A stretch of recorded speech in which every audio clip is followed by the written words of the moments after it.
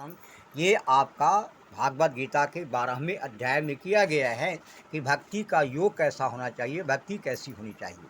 तो यहाँ पे जो है कहते हैं एवं सत्तयुक्ता ते भक्ता स्वा परयुक्त पासने चे चाक्षप्य परमक्तम ते समाम योग वित्तमहा। यानी जब कृष्ण साकार निराकार और सर्व कल्प के समझ चुके हैं और सभी प्रकार के भक्त योगियों को भी बन चुके हैं, सामान्यतः आत्मध्याय व दो श्रेणी भाग किए गए हैं। एक निषाद इस अध्याय में हम देखेंगे कि परम सत्य की अनुभूति की विधियों में भक्ति सर्वश्रेष्ठ मानी जाती है। यदि कोई भगवान का सानिध्य चाहता है तो उसे भक्ति करनी ही चाहिए।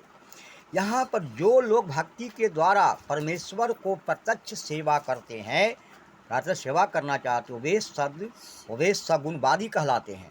और जो लोग निर्वेशवाद ब्रह्मा का ध्यान करते हैं वे निर्वेशवादी कहलाते हैं। लेकिन अर्जुन पूछते हैं कि भाई कृष्ण भगवान, इन दोनों में सबसे श्रेष्ठ कौन है? जो आपका जो है ना निर्वेशवादी, यानी जो आपको है ना पूजा करते हैं, या सगुणवादी कहलाते हैं, या जो आपका निर्वेशवादी कहलाते हैं, दोनों में श्रेष्ठ कौन सा है? तो परम सत्य के साक्षात्कार के अनेक साधन हैं, किंतु इस अध्याय में कृष्ण भक्ति योग की सेवा में श्रेष्ठ बताया गया है। यह सर्वाधिक प्रत्यक्ष है और ईश्वर का सानिध्य प्राप्त करने के लिए सबसे सुगम साधन भी है। भागवत गीता के द्वितीय अध्याय में ही अर्जुन भगवान ने बताया कि जीव भौतिक शरीर नहीं है ना, तो वह आध्यात्मिक स्फुलिंग है, परम सत्य परम पूर्ण है। 7वें अध्याय में भी उन्होंने कहा, जीव को परम पूर्ण का अंश बताते हुए पूर्ण पर ही ध्यान देने की सलाह दी है। 8वें अध्याय में कहा गया कि जो मनुष्य भौतिक शरीर का त्याग करते समय कृष्ण का ध्यान कर लेते हैं, अगर मृत्यु के समय कोई भी व्यक्ति अगर कृष्ण भगवान का ध्यान कर लेता है, ध्यान छोड़िए उनके लीला को भी अगर मन में ले आता है, अगर उनके क्रियाकलापों को भी मन में ले आता है, तो कृष्ण के धाम को चला जाता है। यही नहीं, 6ठे अध्याय में भी अंत में भगवान स्पष्ट कर दिए हैं, योगियों में से जो भी अपने अंतःकरण में निरंतर कृष्ण का चिंतन करता है, खाते पीते उठते बैठते सोते जागते, यहाँ तक कि रास्ता चलते हुए भी अगर भगवान का नियमन करता है, चिंतन करता है, वही परम सिद्ध माना जाता है। इस प्रकार प्रत्येक अध्याय का यही निष्कर्ष है कि मनुष्य को कृष्ण के सगुण रूप के प्रति अनुरक्त होना चाहिए, क्योंकि वही परम आत्म साक्षात्कार है।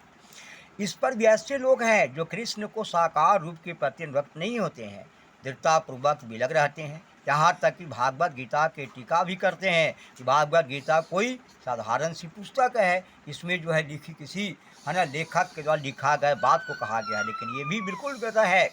तो जो इंद्रियों को पहुँच के परे है वही अप्रकट होती है। तो इस तरह सचमुच में आध्यात्मवादी की दो श्रेणी है।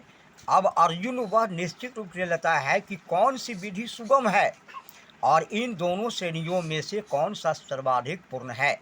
तो वह अपनी स्थिति स्पष्ट करना चाहते हैं, क्योंकि कृष्ण के सगुण रूप के प्रति अनुरक्त हैं, निराकार पर ब्रह्म के आसक्त नहीं है।